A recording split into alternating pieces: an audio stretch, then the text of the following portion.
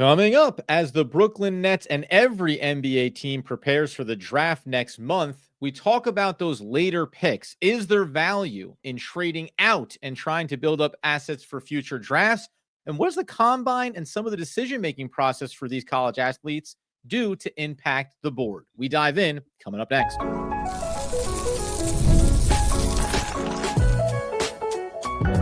You are Locked On Nets, your daily Brooklyn Nets podcast. Part of the Locked On Podcast Network, your team every day.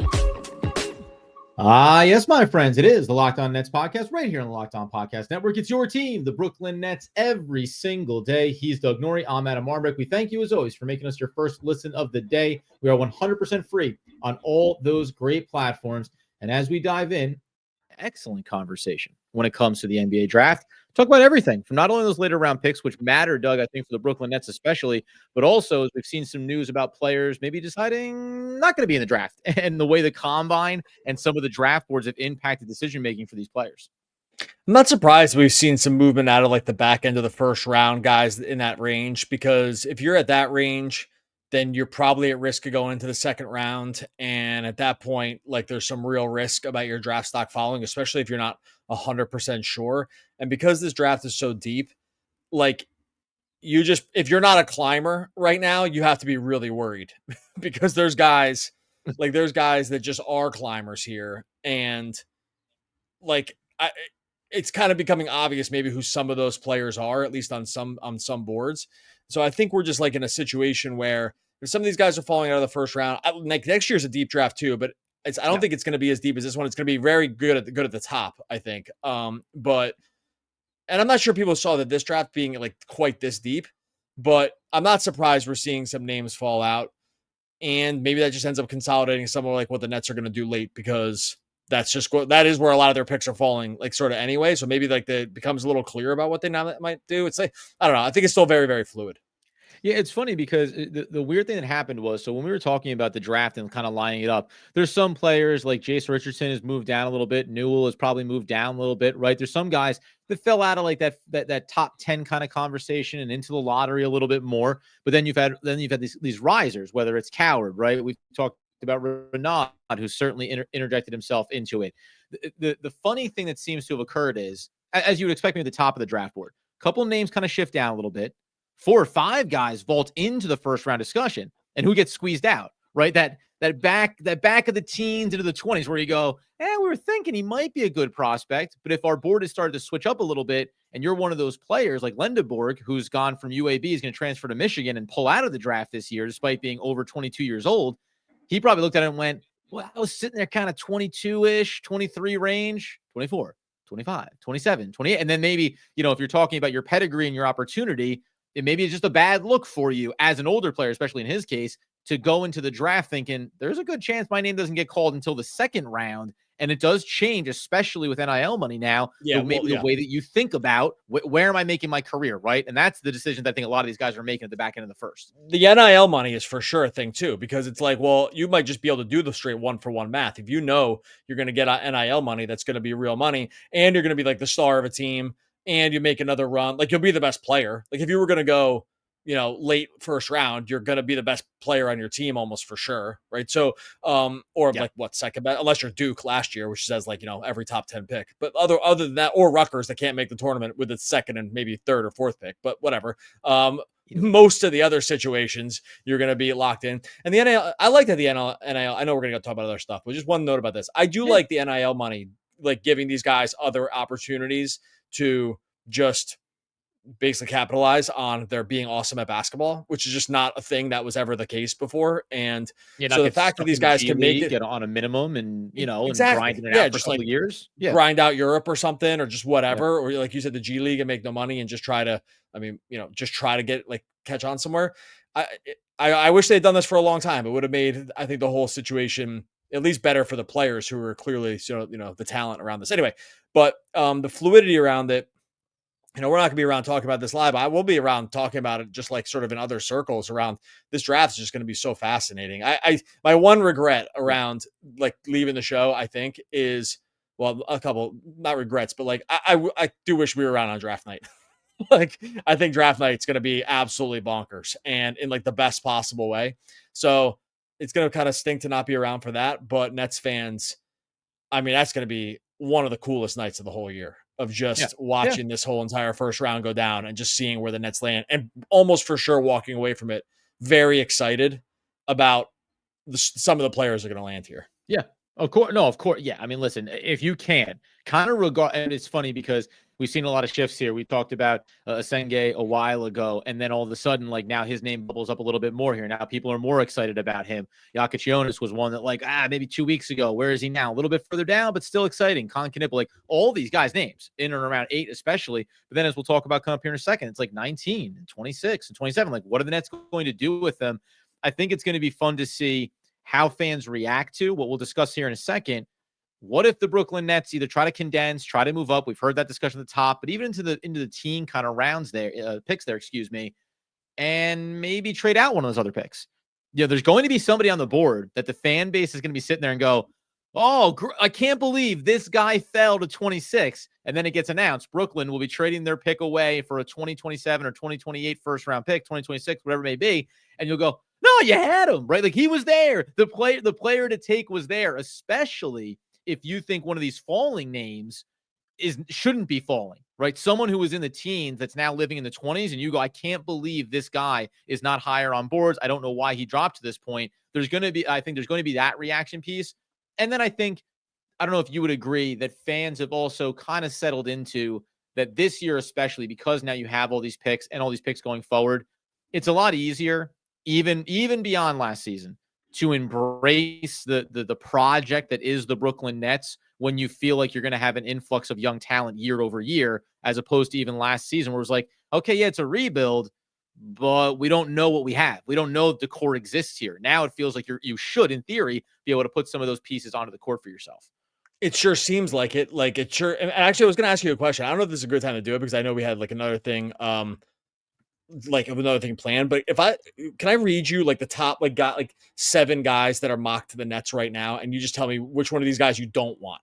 Like, right. Do you think that? I'm actually wondering if this is actually the better, the better way to do it, because we asked the other day of the fans, and if I'm going way off course, let me know. Like, and we can do this like at another time. But like, we asked the fans the other day, like, who's your dream mock? And the names were consolidated around a core group of guys, but it was still kind of ranging, right?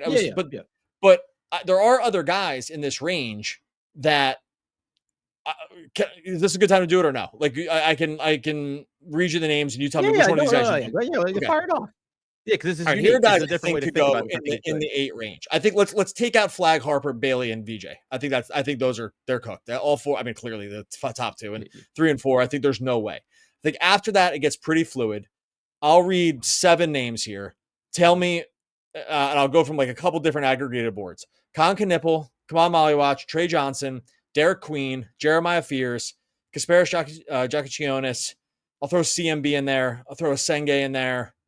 And that's kind of it. Like that group. Of that group that I just read you, is there any name that you would just not want to hear, like the Nets call? The only one, based on Combine now, unfortunately, would probably be CMB. Because the Combine did not do him any services, right? His perimeter shooting did not look right. But I still think 7 out of 8 of the names that you listed there, right? Being able to say like, yep, at 8, I'd be happy with any of them for all these different reasons, still serves the same point. Name a guy, right? Like where you'd really be disappointed if at 8, the Brooklyn Nets did X. You're probably right. Like for different reasons, but even Con Knipple, he wouldn't excite me the way that maybe a Senge, theoretically 2 years from now would blow the socks off of every fan. But he'd still also be a player that does X, Y, and Z for this roster that nobody else on the current roster can accomplish for them. Same thing with Maliwatch. Okay, is he the perfect guy? Is he mostly defense? Doesn't quite have the offense? All right. But you know what he is? He's a young guy that can be a defensive cornerstone at worst, and then at best adds in some offensive repertoire, and all of a sudden we're talking about something the Brooklyn Nets have always lacked at that true 5 position. I will ask it back to you coming up here in 1 second if you feel that same way about the top of the board. But the sentiment rings true. It's going to be hard, if you're anything other than a sadist, to come out of this draft for the Brooklyn Nets not feeling pretty excited about whatever they get at 8 and then all the way back through. We'll continue this conversation on the other side in just one moment. All right, before we get to that, tell you about our friends over at DoorDash. NBA fans, you know what time it is. It's playoff season. It means big performances, even bigger rewards. DoorDash is bringing the heat. Slam dunk deal for Dash Pass members during the 2025 NBA playoffs. As they swoosh, you score anytime a player drops 50 or more points. Look, we're getting that range. The SGJ the other night up to 40 plus in a playoff game. We can get there, folks. Dash Pass members score a free three-piece crispy tenders combo for Wingstop the very next day. You just got to place an order of $20 or more. Use the code Wingstop50 at checkout. Combo's yours, crispy, delicious, totally free. Offer valid noon to midnight the day after the game. Terms apply. Look, you're going to go over there. You're waiting and watching. 50 points. You're going to grab that three-piece crispy tenders combo from Wingstop. You're going to use that Wingstop 50. All you got to do is sign up for Dash Pass to unlock this and more exclusive deals all season long as we're rolling through the playoffs. Any player scores 50 plus in a playoff game, Dash Pass member is going to grab that crispy tender combo very next day. Get a $20 plus order, no big deal, but use that code Wingstop50. That's Dash Pass, your door to more savings, more flavor, and more ways to win. Terms apply.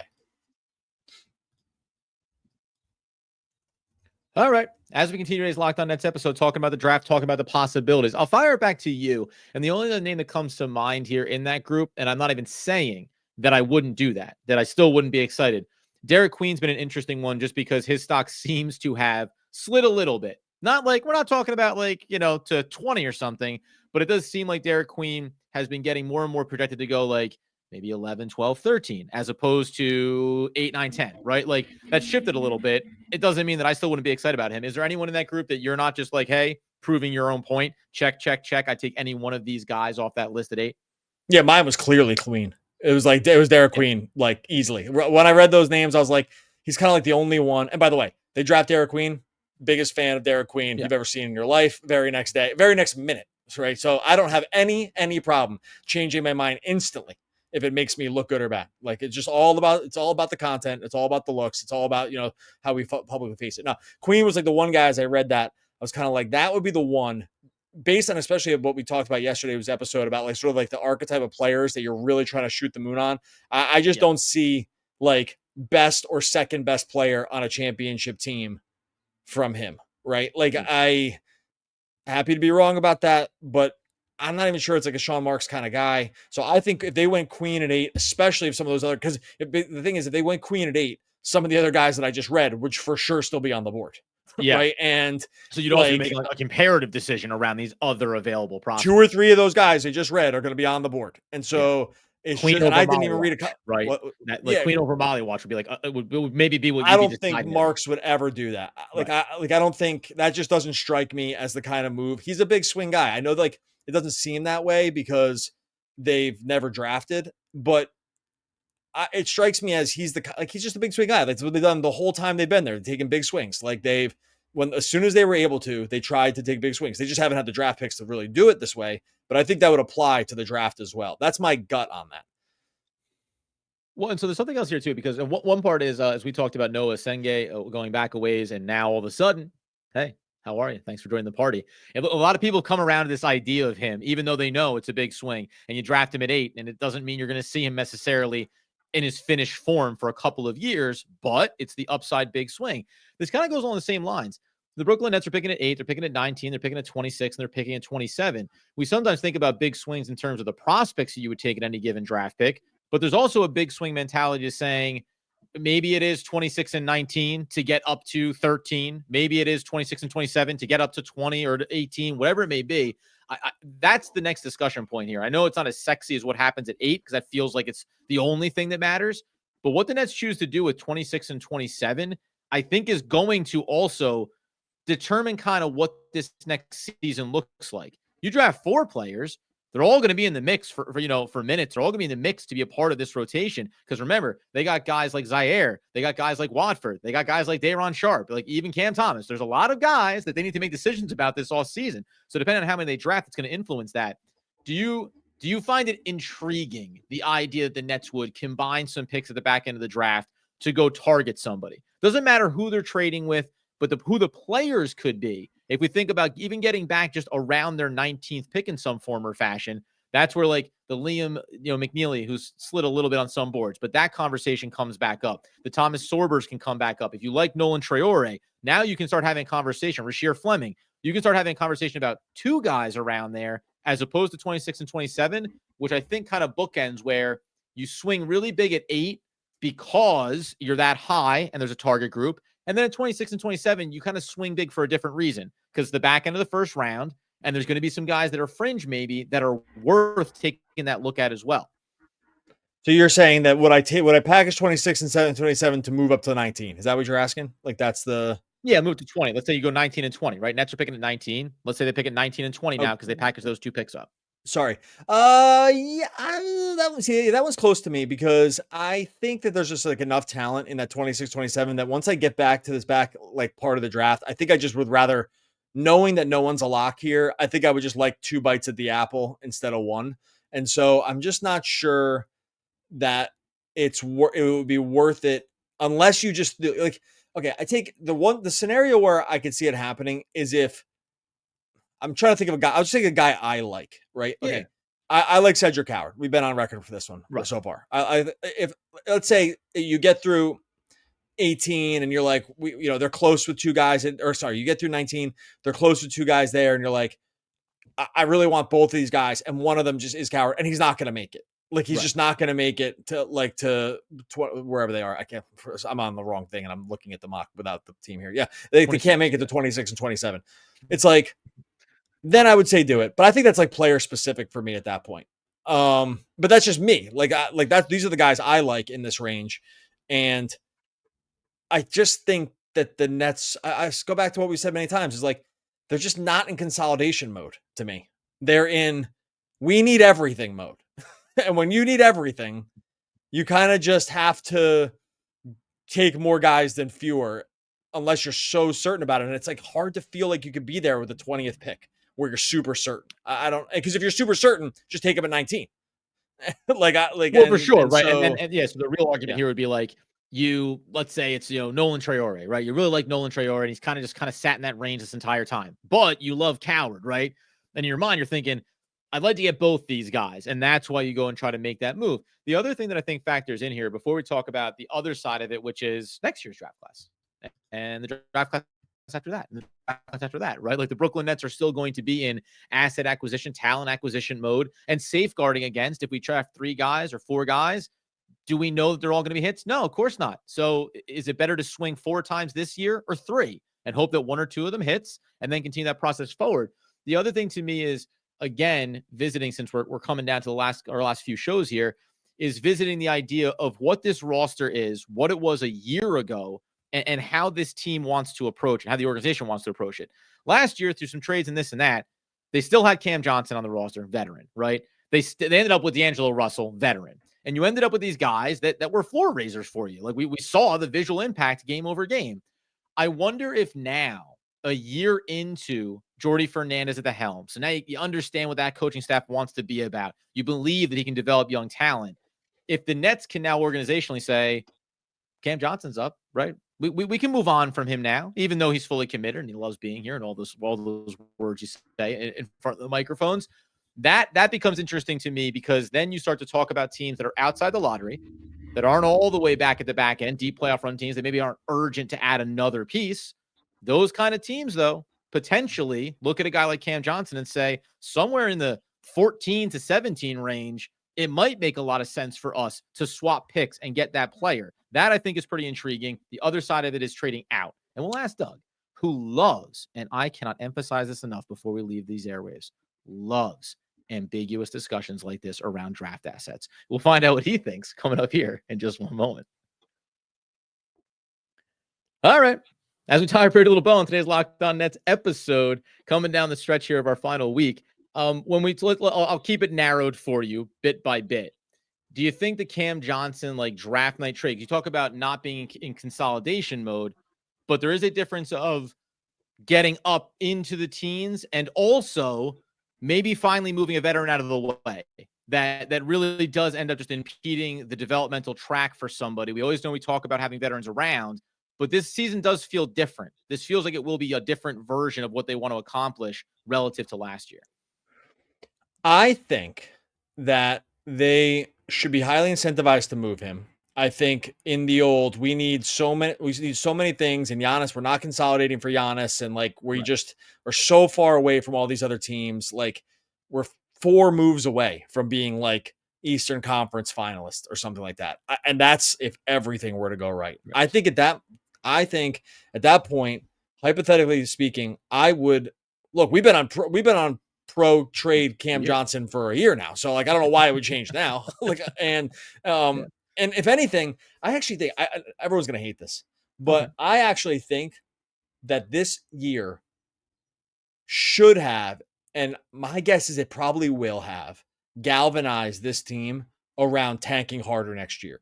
And everyone's going to say, well, it didn't matter because Dallas got the first pick. And it didn't matter because Philly got the 3rd pick. And it didn't matter because all this stuff. But the thing is, it did matter because they still picked 8th because all those other worst teams still picked in front of them. And I think that they're going to just see that like locking in the floor on where you pick is actually worth more than people talk about. Like, and when you see it happen and play out in real time, and not to like make it all about this lottery discussion, which I've done 1,000 times and we've all agreed is like absolute catnip for me when it comes to arguing about it. But I'll just say it from this point of view. I know some people are going to be like, oh, that's going to just prove that it's a lottery. Kind of. But it's also going to prove that if you don't go for the bottom, if you're not in the lottery, you can't be in the lottery. Like you just you do give yourself the option to pick 8th, whereas like Detroit just was like 5th. They're no worse than not Detroit. I keep saying Detroit because they're so locked in that they're terrible. Utah, like no worse than 5th. And so I actually think we see this go way harder next year. I don't think they're going to screw around at all. I think they're going to be awful.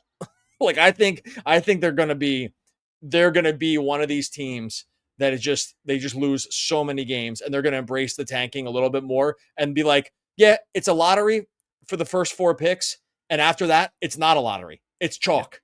It's chalk all the rest of the way. And we want to just be 5th or bust with a chance at 1 through 4. Because that's what everyone ignores. Everyone ignores that part. It's like, you have a chance for 1 through 4, and at worst, it's 5. Right? It's like, so, and I think they just saw in real time how it plays out where all those wins cost them the ability to just have their guy at 5. Like they could have just had their guy at 5, and now they're gonna have to wait to see if their guy falls, or like have to make a choice between a couple dudes. Does that make sense? I hate to bring it back to this, but this is why I think they trade Cam Johnson and just be done with this. Yeah, that's the way. I mean, I look at it from that perspective, which I agree with, right? Because then it's also different, right? Okay, they're going to lose a ton of games, but if you're watching Noah Senge, if you're watching, Traore, if you're watching Igor Demon, if you're watching, one of these players, Renaud, as I talked about, it's like, if you're watching those guys play and develop over the course of a really terrible year with a bunch of games, it doesn't matter. There's an ambrosia of like, look at how they're developing though. The wins aren't there, but the players are there. And that's different than last year. Right. So like that's where and that's even further why I agree with you around. It's like, because now you actually can tank and have a good season, right? It's like getting your cake and eating it too. Great call. We'll lock ourselves into a top 4, at worst top 5, and we'll also give our fan base young, talented core pieces to be excited about, and we don't have to worry about not having an experienced veteran wing on the roster like Cam Johnson. Like, this is the time to learn on the go and be really excited about it. So no, it does. I think we've always kind of pushed in this direction. We pushed for this past year. But I think that that's why I asked it, because I think it's a very clarifying offseason and draft here where the Brooklyn Nets can do what you said. And just to drill down your point again, they ended up 8th relatively because of nothing, right, in this past year in terms of some games that they won.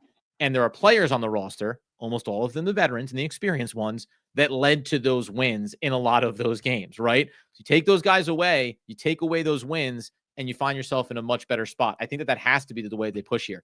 Go ahead. That's real quick. I just want to say something. We've been on the podcast a long time. Smartest thing you ever said in the podcast, right there. That was it. You did it. We're like, what, like that. The part where you said they're going to be able to sell it on all these young guys, and just like, we're going to get you excited about these young guys. This is the future of the team. We're bringing in 4 just like first round draft picks. One of them is going to be the 8th pick. We're going to sell some of these jerseys. You can see, because like last year, right, they couldn't see the youth movement. It's like we got all these like sort of middle ground guys. Yep. There's nothing to get excited about for the future. So we can't even sell the tank because there's nothing to be excited about They can't even sign Cam Thomas and commit to him. So it's like there's literally not a jersey to be sold. Like whose jersey you selling? Claxton's? Like that's it. There's nobody else that's gonna be on the team. You're right. That's it. Yeah. They're gonna be able to with a straight face be like, look at our future.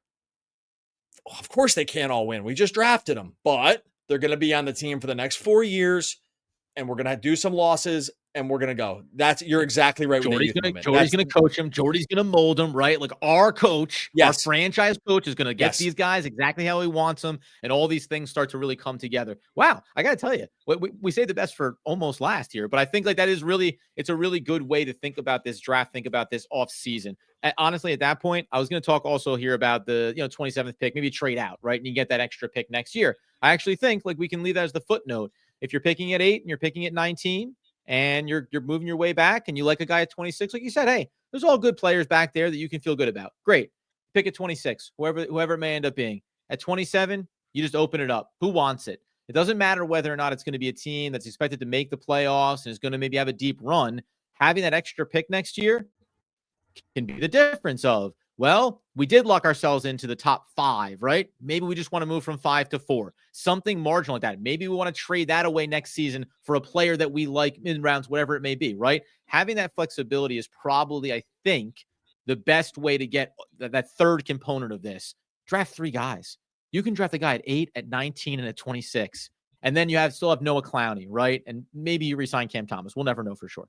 But if you have the 5, kind of 6 young guys that you can really believe in and sink your teeth into for the year, you can go ahead and be flexible with that other one. And by the way, they also have pick 36 in the second round, which is where they'll also get somebody pretty exciting and interesting to watch over the course of this next season too. So we've painted a pretty clear path here. And I actually think, in spite of it being the prospect of even more losing, maybe the most losing that this team has done in a long time, which is saying a lot, might be one of the better seasons from a fan base perspective if you believe in the head coach and believe in how deep this class. Because you're going to get good games from some of these rookies. You're going to get excited about what they. Right. We know Jordy's a good coach. We know he just extracts maximum value from these guys. Like I think like all the players respect him. We knew this coming in because of like the Team Canada stuff, and he just totally proved it last year. He's like a guy that national guys talked about as like a good coach on a team that was bad. Yep. Like that's tough to do. That's really tough to do. And he was just one of those dudes. Veterans respected him, and they just won more games kind of because he got everyone to play their asses off. With rookies, you can play your asses off. You can't win. Like it's just the way the NBA works. You simply can't be good at defense enough to win. Yeah. Much less all the other stuff. And so I think I'm fully bought into this. Book the under. We've been wrong about this every single year, but this is going to be the year we turn it around. Book the under on whatever they do. They're going to go all the way into the tank, and it's going to be, like Adam said, a super exciting year because they're going to stay home with this draft, maybe trade Cam Johnson, get another pick, and they're just going to be – it's just going to be such a crazy youth movement, and they can go 1-81, and fans will still be excited because they're going to watch all these young players. There you go. We did it. We solved the fun. We solved it. By the way, is this even hard? Is being a GM of a basketball team even hard? I could do this. Right? Is it really that hard? Yeah. It's not. But the thing is, the joke is it's not. It's not. Like we could just do it. It's just very easy. Like as with many jobs out there, like it's just very easy to do it. Like we just did it right now. We're at the 28-18 mark of the show, and we solved all the Nets And really, problems. we only dialed it into it for the last 6 minutes. Honestly, it's a half a segment to really drill down. Great point. Great point. I said a great point about that. I said the whole time, but we actually only really I'm doing it left and right here. We only needed to lock in for the last 8 minutes. And it was so it was 28 minutes worth of podcast, but I only had to lock in for 8. And by the way, we solved it. Okay. Well, on that note, make sure that you subscribe over on Locked On Nets, wherever you listen podcasts, iTunes, Spotify, wherever it is. And then make sure you subscribe on YouTube as well. The feed is going to continue here. You're going to help the show. You're going to love what's coming next. So make sure you subscribe wherever you listen. I wish there was a way to know you're in the good old days before you've actually left them. There we go. And that is the Nard Dog. Yeah. Andrew Bernard. One of the all-time great posts. We're back in tomorrow talking more Brooklyn Nets basketball. Basketball, basketball, basketball, basketball, basketball, basketball, basketball. Yeah.